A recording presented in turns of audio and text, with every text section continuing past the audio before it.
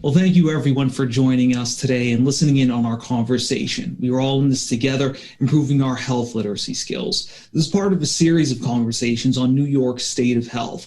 I'm joined by Karen Brown, the Gerontology Programs Manager at Ithaca College, just right across the street from our office, coincidentally enough. Now, our conversation today centers on health literacy, but we have to start with the question, what is health literacy and why is it important?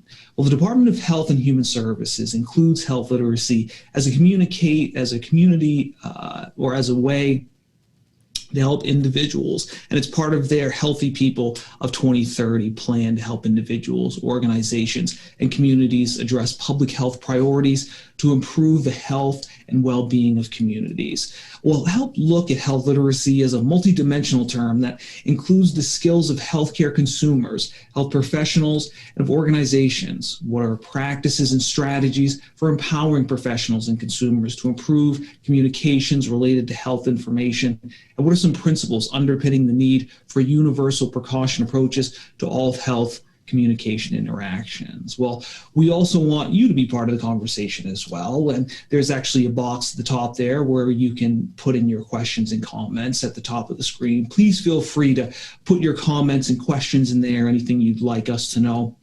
We'll be answering those throughout our conversation today. And again, we do want you to be part of the conversation as well, so please feel free to put any questions and comments there. And now that we got that out of the way, first, let me introduce Ms. Brown. She's a 2018 fellow at the Health Literacy Leadership at Tufts University School of Public Health right there in Massachusetts.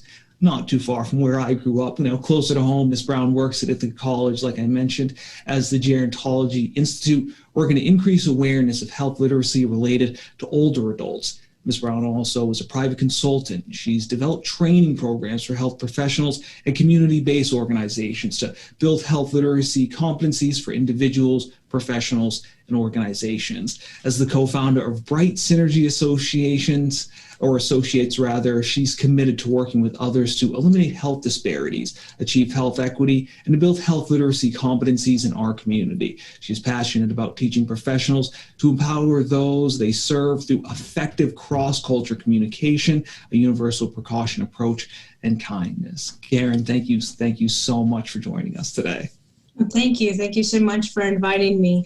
I'm always excited to talk about health literacy, and especially, I've always been kind of a health literacy geek anyways, but COVID-19 and the pandemic has just made a perfect time to really get everybody involved and talk about their roles. Before, I think it was somewhat hard to see how individually we all fit into it, because a lot of times when we think about health literacy, we think either about somebody's ability to read or interpret information, and doctors or the health providers, but actually we're all in this together, and that's what we're going to talk today about, improving our health literacy skills and how that relates to public health.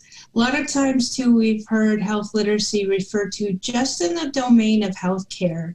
And we need to remember that there are three domains that health literacy is important to, is in disease prevention, health promotion, and healthcare. So we'll look at all three of those domains.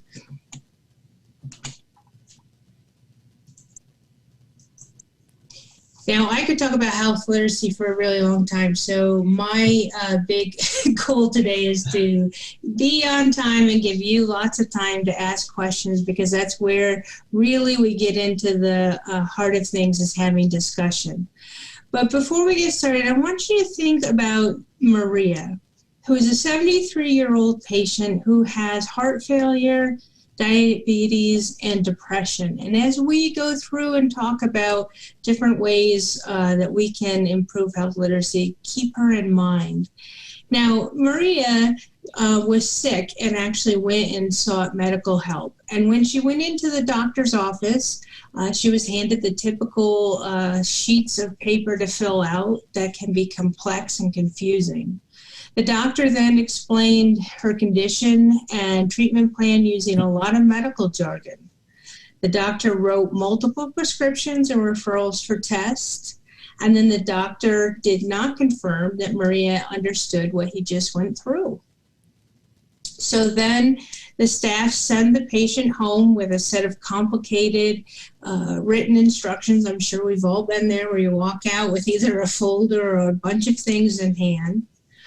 And then the doctor office does not follow up with Maria to see how things are going, which then impacts the patient that they did not go to the referrals or take the medicine correctly. The patient's condition then deteriorates. The patient, Maria, goes to the hospital emergency room, where they now give her a whole new treatment plan, all new medications, and still have not confirmed the understanding. The patient is discharged from the hospital, but the hospital hasn't followed up with the patient. And so then we come back to the same starting place, where now Maria will have to reach out to her doctor to start this whole cycle again. And so we refer to this as a cycle of crisis care. And this is what we don't want to happen. But I want you to just think about, have you been in that situation before? I know I have. But let's take a look at what is health literacy, actually. So past definition really focused on the individual, and in the Healthy People 2020 plan and other research documents back to 2003 even, this is the definition that was most widely used, which was the degree to which individuals have the capacity to obtain, process, and understand basic health information needs to make appropriate health decisions. And that's where we really were in the early 2000s, was looking at individuals. And so interventions or ways to try to deal with low health literacy was often targeted towards just the individual. But what we saw was that as time went on and practitioners and researchers were looking at things, is that simply looking at the individual's health literacy and addressing competency doesn't necessarily get to the results that you need immediately. And so the Healthy People 2030 had planned, and I'll talk a little bit more about what that is in about 10 minutes maybe. They switched from health literacy just being mentioned and talked about to actually being the focal point of the Healthy People 2030 plan. And they're starting to define health literacy on multiple levels. And one of the proposed new definitions is that a personal health literacy is the degree to which individuals have the ability to find, understand, and use the information and services, so that's an and services, to inform health-related decisions and actions for themselves and others. So you'll see the appropriate decisions came out of there. But so we're looking at the person's ability. Sometimes it's not even just about whether the person can read or understand it, but can we actually find it?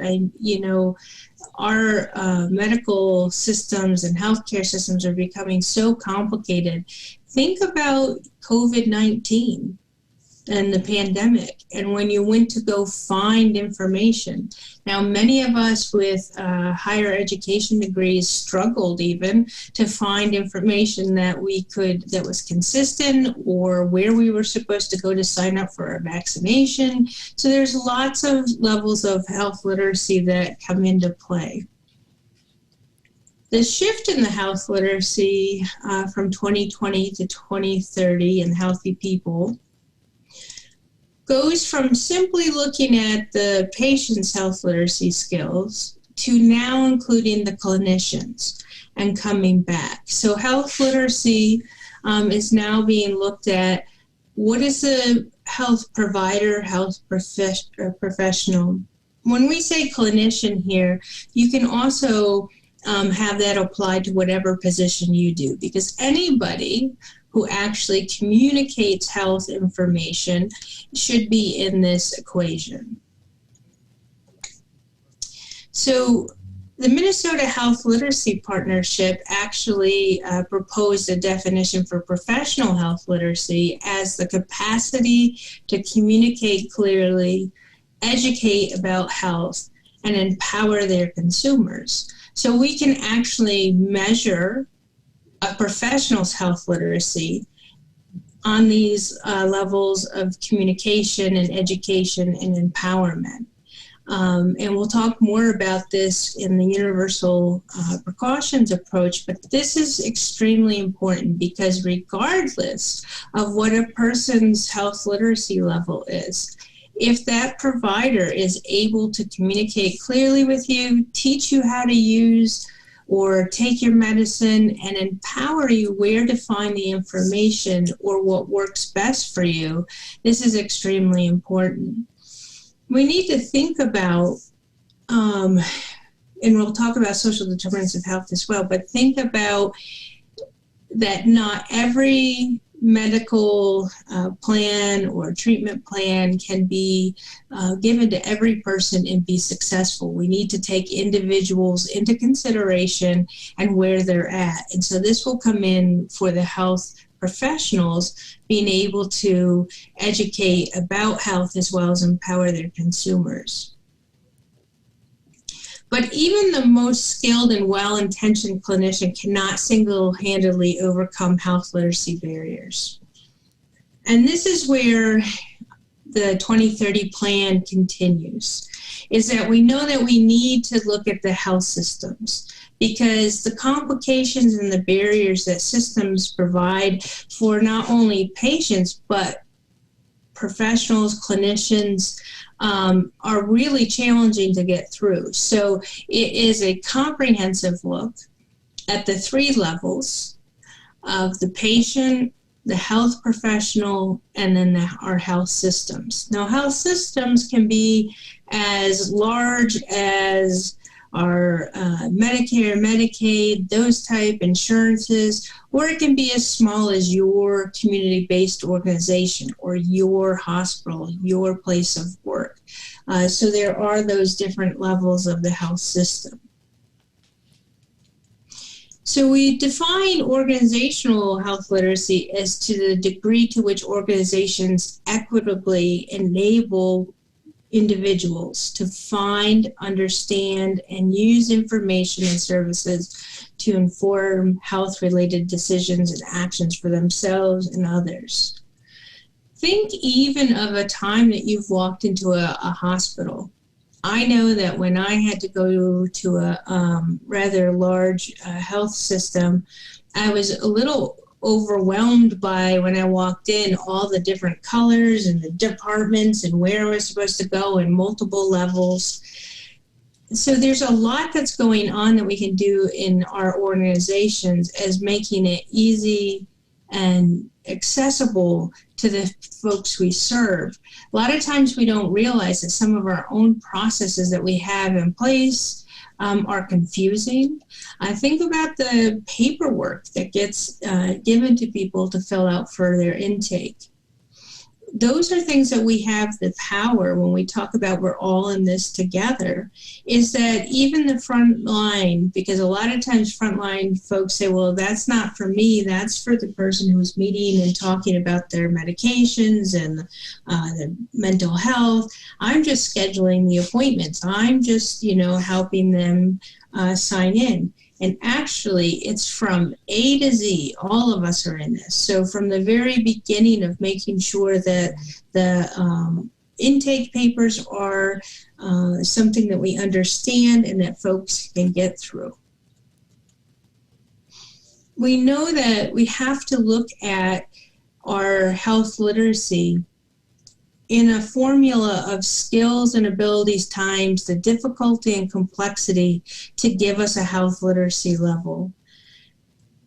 Health literacy is not a stagnant status. And I think a lot of times we think, we can quote that 36% of the population has at or below our health literacy or below health literacy levels. And while that's true, we need to remember that there are also situational health literacy or cognitive burden. When we get into a situation where we hear really upsetting news, if you're getting a diagnosis that's really Maybe you're getting a cancer diagnosis. And so everything that the doctor is saying, you've kind of drifted out because you're thinking about all of the other scary stuff that's going on in your head. So you might have a high reading and writing level, understand health systems, but in that moment, you may not have heard or understood or even know where to find the information. So it's important to remember that those complexities can challenge even the people with high skill levels. Think about your insurance and being able to calculate your co-pays or the high deductibles. All of that information adds the demands and complexities onto each of us. So a universal precaution is what I think is most important when we talk about health literacy. And when we talk about what can we do, what we can do to really make a difference is always approach health literacy with a universal precaution.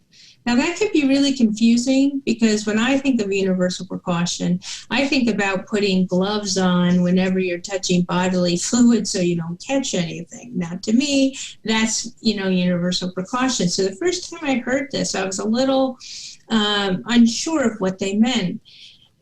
And what it means is that we will assume that everybody potentially has it, will misunderstand the information or may need to have clarifications. So instead of trying to measure each person's health literacy or asking them, we will just assume and approach it in that all of our written materials are written in plain language with no jargon. Nobody's ever going to complain because the information was clear and that they understood it. Now, remember that plain language is not dumbing down. It's simply smartening up and being able to write it in a way that everybody understands. Surprisingly, most of our adults in the U.S. read at an 8th grade level or less. Now, that is something we don't like to really admit or think, but that's true. And unfortunately, most of our health information is written in a 12th grade or above. So people are not getting the gist of what they need. It's kind of like taxes for me. As soon as I start to read the guidelines or whatever, I shut off. And even though I can read, I can't comprehend anything that I just got through. So we have to remember that things are esoteric, that they're our own language. And so and it's not to fault the medical field, is that it's just a curse of knowledge. That's a whole new language that they speak. So it's like going in and sitting down with somebody who's speaking a different language. And we have to remember that we all have that regardless of what field we work in. So you can be an engineer, but come in and not be familiar with some of the terminology that's going on in health. And so it's really important to have that there and to be writing it at a 5th to 6th grade reading level. We need to make sure that we're taking a look at your intake paperwork, because if somebody actually doesn't fill out all of the information, that can lead to some significant medication errors or misdiagnosis. And a lot of times people who struggle will actually skip over words and things that they don't know. And then this goes where who's around the table when we're writing our information. The folks who are usually doing our web pages or our marketing, they're not necessarily the ones who are also then communicating the information. So you all need to be together on this, to be thinking about what does the web page say, what do the handouts say, and what do the brochures say? And is it consistent? Now, the COVID-19, again, we come back to consistency and misinformation and disinformation. And so that's why it's so important to have really consistent and clear materials. Another universal precaution is clear communication, where you speak slowly, that you chunk it down to the most important issues. Confirming understanding, you can do that through teach-back method, through asking open-ended questions. There's also the Ask Me 3 campaign, which is a really nice one to use both as a professional and as a patient or consumer going in. We want all of us to make sure that we communicate to the people we work with when they come see us, what is my main problem? They should be able to answer that when they go. They should also be able to answer, why is it important to me? And what do I need to do? So if you're the patient going in, you should be able to answer those 3 questions before you leave. And if you're the professional, you should be able to communicate those 3 points. Cultural competence is also extremely important, and we don't often think of it as a universal precaution approach, but it is. We need to have effective cross-cultural communication with every single person that we interact with. We will have differences between urban and rural, race, ethnic, religion. You can keep going on. Obviously, there are all types of different cultural communication occurring. This is extremely important to have effective cross-cultural communication, because some things in different cultures will be either different approaches, could be offensive, may shut the person down to wanting to collaborate or communicate. There is a respect model that's through the Think Cultural Health, through the Office of Minority Health. It's an excellent tool to use. And why I like this so much is that it really gets down to kindness.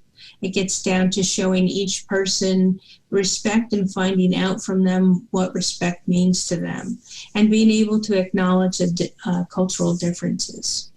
So this is a nice way to be able to approach each and every person.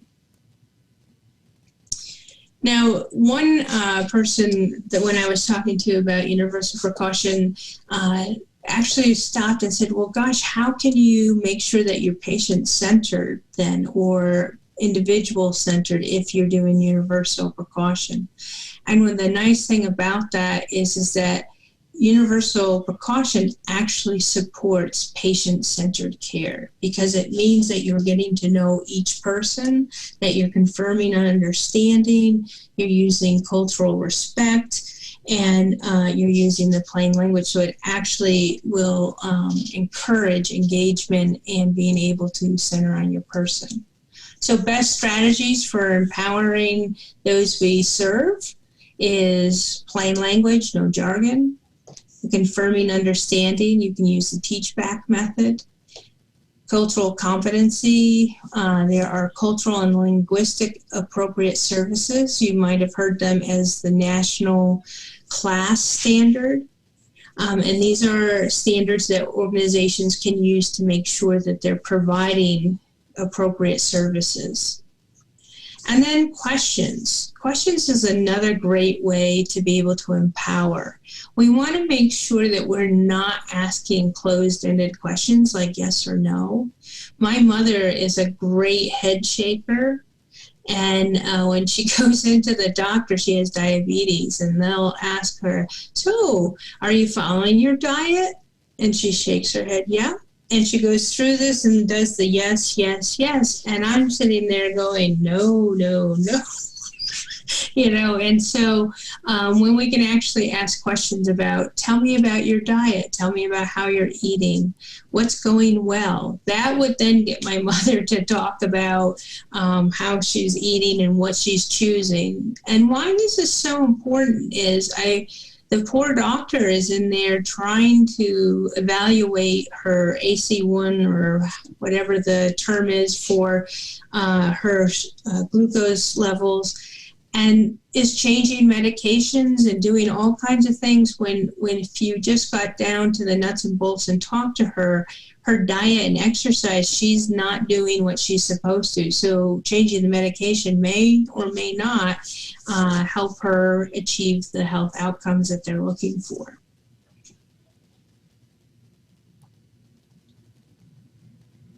So why use the universal precaution? The myths. You can't always tell. A lot of people think, oh, I would know if I were talking to somebody if they were having a difficult time. Remember that people who have difficulty with literacy have developed coping skills over the years. And so they're very good at being able to mask whether or not they have difficulties. So to make sure nobody falls through the cracks, it's really good to make sure that you're not taking for granted about their education level, their appearance, or their job. Those things do not definitely indicate somebody's health literacy levels. Remember, again, this cognitive burden or the situational health literacy can also come in there. We talked about our 5th to 6th grade reading level, that most adults read at an 8th grade or lower. Now, back in the, like I said before, we shifted, and when we had the individual emphasis for health literacy, a lot of people wanted to develop assessment tests, and they thought, oh, we'll assess every person who walks through the door. Well, there's a couple problems with that. A, it's time consuming. It can be expensive. The other thing is there may or may not be a really great test that's going to show you what you need. It can create shame. So if you decide to let somebody know that they're at a 5th grade reading level, you've got that situation. You could miss somebody having a situational lower health literacy. And the biggest thing is that a lot of people don't then have the resources to do something. So if you identify it, it doesn't immediately help the person be able to understand how to take their medications, what to do for their health and well-being. Being able to approach it at a universal precaution approach is it doesn't matter what their health literacy is at. You're going to make sure that they understand and that you're communicating clearly and that you are making sure that they're understanding what you would like them to do. I think about my inhaler, my asthma inhaler. I had a doctor that I've seen for many years prescribe me an inhaler. Well, she never asked me how I was using it or showed me. And I ended up seeing one of the other doctors in her practice about a year later with allergies and a whole bunch of nonsense. Well, come to find out, I was not using my inhaler properly, and it took another doctor who wasn't assuming that I knew and said, can you show me how you use your inhaler? And at that point, she realized that I needed an extender because I was not properly doing it. Now, that's just an example of how we can make assumptions and then it not help in the health outcomes. And I believe that communication is at the heart of everything when we look at health literacy. We're looking at how we communicate to the people we serve. We're looking at how we get the information out there and communicate it. And as an individual who goes to the doctor, we need to make sure that we're communicating to the doctor what they need to hear. And so a lot of it, when we help people, empower them to get prepared to go to their doctor's appointment, is we actually talk to them about writing their questions down, prioritizing so that you can get to the heart of it, of what you need to right away.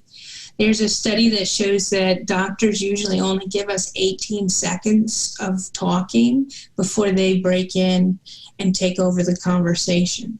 So if you only have 18 seconds, you really need to kind of get in there and have a plan of what you want to get to, because 7 minutes goes by very quickly, and that's usually about what you're getting with them.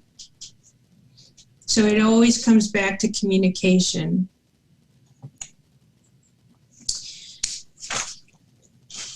Now, what we're aiming for is to have better experiences for the folks, both us as consumers going in, as well as those we serve. And this is an example of what a health literate primary care would look like for Maria. Now I'm going to read this and just, this is what it should look like. So this is Maria. She's 73 years old, has heart failure, diabetes, and depression. Her doctor's office calls to make an appointment because the labs from her last visit show her sugar is not well controlled. The scheduler reminds her to bring all of her medicines and supplements. When she arrives, the receptionist asks if she would like help filling out any of the forms. Maria looks them over and sees the forms are simple and easy to follow. A medical assistant takes Maria into an exam room and has her tell him about the medicine she brought in and show him how she takes them. Next, the doctor reviews her forms she filled out and asks Maria if she understands about her diabetes and what she does to take care of herself. After discussing her current symptoms, the doctor describes how she can manage her conditions. He talks about her options, such as a changing of her diet, exercising, and taking medicine, and carefully explaining the benefits and risks of each option and checking her understanding by asking her to explain the information back to him in her own words. He re-explains to clarify any confusion until Maria is able to teach back the information. Together, they create a care plan eliminating 2 medicines she was taking, adding a new antidepressant. She will also talk to the dietitian in the practice who can talk to her about how to adapt the Puerto Rican specialties her family loves. See a cardiologist to follow up on her few worrisome symptoms and consider a community exercise program. After the doctor leaves, the nurse comes in and asks Maria what questions she still has. He asks Maria to demonstrate how she will take her new medicines and when to call the doctor immediately, and asks her to confirm her understanding by teaching the information back. He goes over a handout with key points about her medicines and treatment plan, highlighting the changes. He also gives Maria a picture of her medicine schedule to keep on her refrigerator, as well as a pill organizer. Before she leaves, an assistant makes an appointment for her to return in 3 months, schedules a visit with a dietitian and the cardiologist, making sure that the cardiologist will have an interpreter service available for her husband, who does not speak English well and will be the driver to her visit. He also hands her a schedule of a simple map of where the cardiologist's office is. After Maria leaves, the assistant sends all the referral information directly to the cardiologist. The following week, the patient support team calls Maria to check that she is taking her medicines properly and that she is able to get an appointment with a cardiologist. The team finds out that the community exercise program doesn't meet at a convenient time and gives her information about another one. Now that would be a perfect example of a health literate primary care interaction. And a lot of pushback that we get sometimes is that people think that that actually might be take a lot of time, that there was a lot of interaction. But actually, if we go through and we look at it, the amount of time we would save in missed appointments, in medication errors, following up, trying to track folks down, this actually improves the situation for not only Maria, but also all of the folks working in the primary care setting.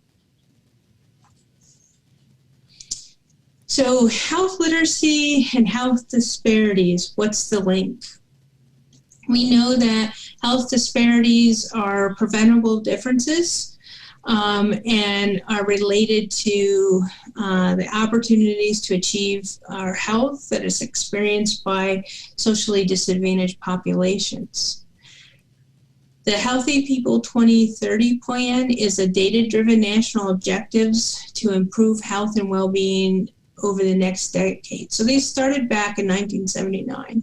In each 10 years, we've had Healthy People plans. And so the 2030 is really taking a look at the health equity and the disparities. You might have heard of the social determinants of health, and the Healthy People 2030 put this into 5 categories. And we know that these 5 categories impact a person's health. And we know that it is related to the environment. So this is why when we talked about health literacy definition in the beginning, it's more than just understanding. It's more than just being able to process. All of this goes into it. Somebody's economic stability, somebody's ability where they live, where they're going. For example, part of a social determinant of health is, say somebody is told, who's a 35-year-old, oh, you need to lose weight and you need to exercise. Well, the doctor never talks to them about where they live or what their circumstances are. The person does not have the economic stability to pay for a gym membership. They live in a really dangerous neighborhood where they can't safely walk. They're not sure of what exercises that they could actually do. So there are a lot of things that go into determining somebody's risk. And a lot of times we want to use the word which drives me up a wall is non-adherent or non-compliant. And a lot of times we want to blame people for just not following that medical plan or treatment that we know that would help them, when actually we know that all these other aspects play a part in that. Social determinants of health that are impacting our most vulnerable populations are also the most at risk for lower health literacy levels, such as older adults, the lower socioeconomic status, minorities, limited English proficiency, people living with multiple chronic illnesses, and people who have obtained less than a high school diploma. And that is a result of the National Assessment of Adult Literacy back in 2003.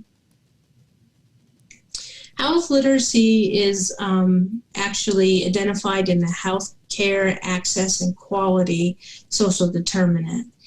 And we know that lower health literacy levels mean that people are unfamiliar with the healthcare system, so they usually lack their primary care provider. They overutilize emergency service departments. They're admitted to the hospital more frequently, as well as being readmitted to the hospital within 30 days of discharge. In 2007, it was estimated that somebody with lower health literacy would cost close to $1,000 more than people with higher literacy levels. They're more likely to have medication errors, and they're more likely to have increased comorbidities and mortality rates. So this is why it is so important that we take a look at health literacy. In Healthy People 2030, one of the key objectives is to eliminate health disparities, achieve health equity, and attain health literacy to improve the health and well-being of all. So what's the link between the three? I like to say that health literacy is usually the how to achieve, how to do. So when we look at the patient-centered care, it's the how to increase shared decisions, but it's also the how at getting at health equity to be able to address those health disparities. Because if we're looking at those different dimensions, as well as we're looking at now the provider and the system's health literacy, we can address health equity. We can do it through the individual, through the professional, and through the systems. But we all need to be partners in this, and it isn't just about the systems and that. And this is where, for public health, we come in, is that we know that individually, as a community, we need to really engage in this. We need to be looking for it. We need to hold our organizations accountable for it. And this is just a really important aspect, is the partnership. Now, like I said, I'm buzzing through this because usually I would do just a section of that an hour, so I'm trying to get through this quickly so that you guys can ask lots of questions. But I want you to know that there are resources out there for you on the personal, if you're a consumer or you want to help individuals. The National Institute of Health has a great resource for talking to your doctor, as well as questions are the answers through the AHRQ. Medline Plus is an excellent resource to go and be able to watch videos, look up medications, take trainings, all type of things. And then the Ask Me 3 for Good Health is another great campaign, and you can get posters and all kinds of great things. On the professional side, the Center for Disease Control and Prevention is an excellent resource. The Department of Health and Human Services, will have the Healthy People 2030. And then Think Cultural Health is an amazing resource to go out and check. They've got great videos. They've got great trainings and things that you can do, as well as the RESPECT model. And these are also, I believe you'll get a copy of the slides if you want them. But here are some more resources that if you wanted. The Finger Lakes Geriatric Education Center has some great videos, as well as the Minnesota Health Literacy Partnership does an excellent job of training materials for both individuals as well as professionals. And thank you. Well, thank you so much, Karen. A lot of great information. We are getting a bunch of questions, and I promise everybody we will get to your questions. But the first thing I really want to know is, we talk about health literacy and kind of the gap between, doctors' knowledge and people's understanding. I'm interested to know if kind of that's always been there, or if that's something that's kind of grown over time. Well, that's a really interesting question. And if you think about how doctors were in the past, they would actually be in the small towns and they would manage people, and people knew them really well. They would do home visits. So on one hand, you had a really tight relationship where the doctor knew their patients. However, there was always a sense of the doctor knows best kind of a thing, because we didn't have access back then. If you think in the 1800s, early 1900s, there was not Google to go and look at, or WebMD and be like, oh my gosh, I got this, You had to listen to what the doctor told you.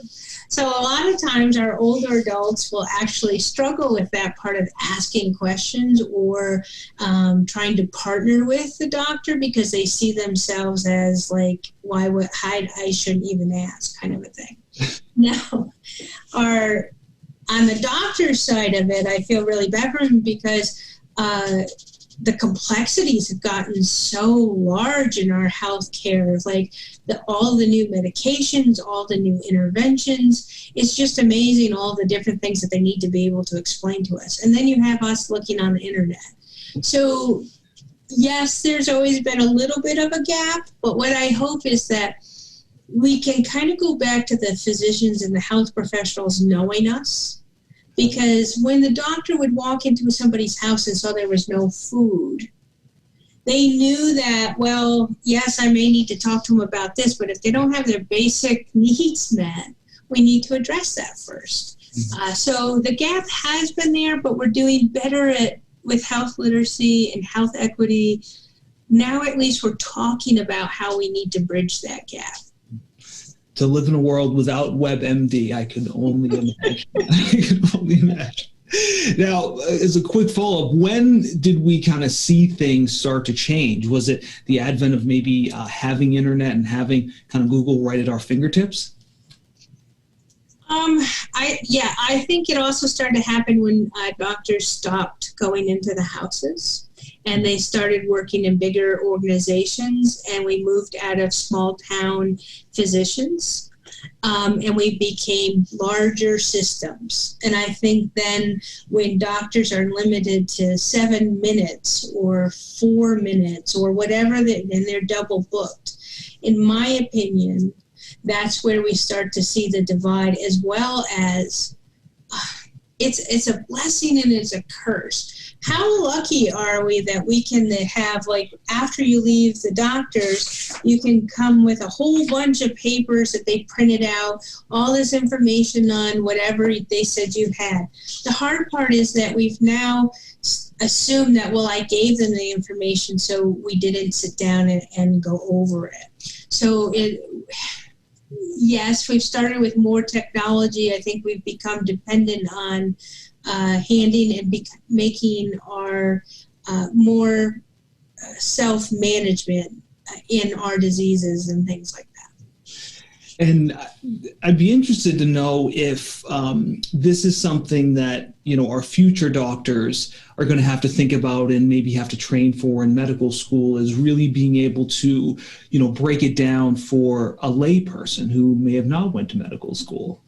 Yes, most definitely. And that is something that while I was working in the Gerontology Institute, that we were really trying to work with folks in higher ed to look at their curriculums. And just like cultural competency, health literacy can't be a 3-hour lecture and then that's it. And that has been in the last several years. It's been at least great that we're talking about health literacy, but now we have to go beyond just being an awareness. And Cliff Coleman out in Oregon, he's done a really nice job in some research on actually training medical students in health literacy competencies and measuring them on that, and really looking at what the practices are. We're also, I didn't talk about it today because it just wasn't enough time, but there's also the 10 attributes of a health literate organization that have been put out by the Institute of Medicine. It was a roundtable back in 2013, and they set up 10 attributes that an organization needs to have to be able to be health literate. So in the workplace, we're working on getting those competencies in place, and then curriculum-wise, we need to train our health professionals in that. And also it needs to be in social work and health education and public health. And so it's just so many different ways we need to address it because it's so complex. And switching gears to Healthy People 2030, I'd be interested to know kind of what's the biggest challenge moving forward as we try to, complete this Healthy 2030? I think the biggest challenge is finding the time and the resources to work on it. The hard part is that, like, Tompkins County, there's a community health improvement plan, and I'm excited to see that there's health literacy in there. And like I said, it's the time. Is that how do we put the funding towards it, the research towards it? The great thing about the Healthy People 2030 is that it's pushing to try to gather some evidence-based practices, because health literacy hasn't been, doesn't have a lot of research in that area. So I think there's at least some familiarity with it, as well as just recently Vice President Harris talked about a $250 million, I think, grant that they're doing towards health literacy. So the challenge is getting people connected and being able to follow through with some of these initiatives and gathering the data to get benchmarks. And we actually just got a great question from MB. They actually asked, how has the digital divide, pretty much a lack of internet access, affected people's access to info, such as the information made about COVID-19 and things like that? Huge. COVID-19 just blew it out of the water. So, like, we've seen that in the past, especially with older adults or people in rural areas, or with not access to the virtual telehealth and those type of things. But COVID-19 came, and that was like basically the way that you were going to get signed up for your vaccination. And so we see the digital divide just, and pretty excited that on June 23rd, actually, we're going to have some folks from the University of California, San Francisco, talk to us about a project that they did through a geriatric workforce enhancement program, that they actually paired buddies from it's called a Little Brother program. So they take younger volunteers and put them with an older adult. And so those buddies went in and they taught them off of the Community Tech Network curriculum how to use a tablet and how to access that and those type of things. So that's a great question. The digital divide is huge, as well as, not only we have a lot of the patient portals, and that's a challenge, being able to understand the information and access it. And that goes into the equity issues and things along that route. But digital divide is huge, and we need to have more programs working on that. And how much could that make a difference to, the older generation if they become, I guess, technologically literate and know how to use a computer effectively? Well, just in the vaccination, signing up for vaccinations, that would have been huge. There were a lot of folks who couldn't do that had to reach out to their community organizations, such as the Office of Aging or other organizations, to assist them. A lot of family members actually did a lot of that work. But it's also a way that for older adults connecting through the digital technology, a lot of mental health issues that could be addressed through that, being able to access some of the services that they wouldn't be able to get to because of transportation, and also with informed decision and being able to access some of the information. So it's a huge project, and there are a lot of, I know the Gerontology Institute, some of our service learning programs that we've done with students has been pairing them with older adults to teach them the different technologies, gadget help, and those type of things. So there are projects out there, but it needs to be more of, in my opinion, a very focused project that we take on. And we actually just got a very interesting question from Lisa. She says she's been volunteering, calling low-income seniors in Brooklyn to assist in scheduling COVID-19 vaccines appointments and everything like that. She wants to know, how can she address the hesitancies in this population without kind of sounding like she's preaching to them? I think it's being able to clearly communicate and have them confirm back the understanding that they have, so that they can then take the accurate information and make their own decisions. Because there's nothing that we can do to make them do it, but if what we want to do is make sure that they know how to access and find the information that they need. Maybe hear what their fears are. So tell me what you're thinking about the vaccination. Because if you ask them to tell you about it, then you might be able to pick up on something that you have heard that's misinformation, and you can give them a source where they can find it. But that would be my suggestion, is to ask them to tell you what their thoughts or their hesitation is, and and ask them what information would help you make that decision. And a quick question from Karen, coincidentally enough, is should we change the time allotment that doctors take with their patients along with our questions? We would love them to. And I think doctors honestly would love to as well. However, I think some of them are stuck within an organization or a system that isn't necessarily supporting that. But that's where we talk about systems and the healthcare.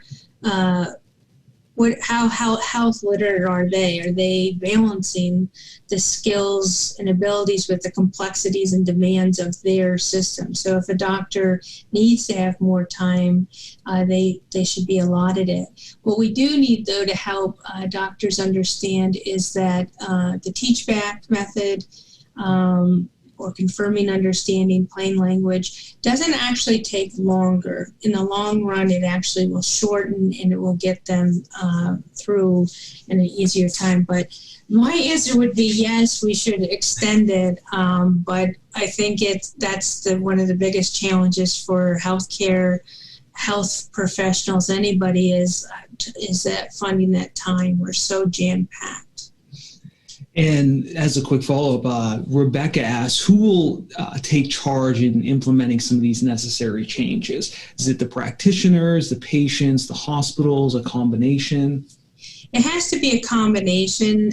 For me, I believe that health literacy has to be a cultural change. And so it has to be the organization from the top up, but it also has to be champions within, so professionals who champion it, as well as we need to, that's why I named this, we're all in it together. We need to, as patients, consumers, go in and advocate for ourselves and for others. And when we see it's not happening, we need to challenge it. We need to talk about it. I sit in the doctor's office and I look and I see all these signs that they have like taped to the wall and things, and I can't read it because it's so small, or then if I can read it, I can't understand half of what they're asking me to do. So I think it's really important that we engage, especially those of you who've wanted to do this public health program, is that this is where your voice can be heard, is wherever you're at, advocate. We need health literacy champions at every level. And we got a couple of minutes left. I'd be interested to know, what can we do individually to make ourselves more health literate, or one takeaway?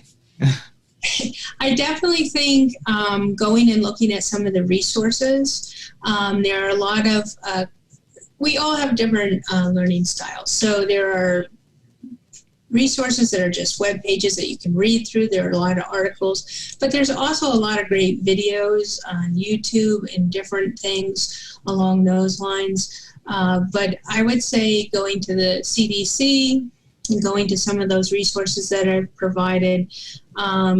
I would say, too, one of the basic ones to start with is effective cross-cultural communication, and the RESPECT model is an excellent way to do that. And the Ithaca College Gerontology Institute has a nice video library with some of those videos on there. And if you're so inclined to watch, I've also have a Health Literacy 101 and some other videos that are up that I take a little longer to actually go through and explain how it all works. Perfect. Well, thank you so much, Karen. I really appreciate you joining us today. And if I could ask you one last thing, if you could kind of reach out to our audience and give them one word of advice or one thing you would want them to know, or one takeaway, what do you think it would be? I would say the one takeaway is the universal precaution is to assume that everybody needs clear communication and not to assume that everybody understands what you've told them, because what's clear to you is clear to you. So just make sure that everybody walks away understanding. Interesting. And understanding, perfect way to end this health literacy conversation. Well, thank you so much, Karen, and thank you everyone for joining us today. And again, this event is being recorded, so if you had to step out for whatever reason, it will be made available roughly about 10 minutes after we wrap up today. So if there's anything you want to go back and listen to or anything like that, please feel free. And again, we've also provided some links there in the chat as well, if you want to click on those right after our program here. Again, thank you so much for joining us today. Thank you, Karen, so much. We appreciate it. Everybody have a good and safe rest of your day.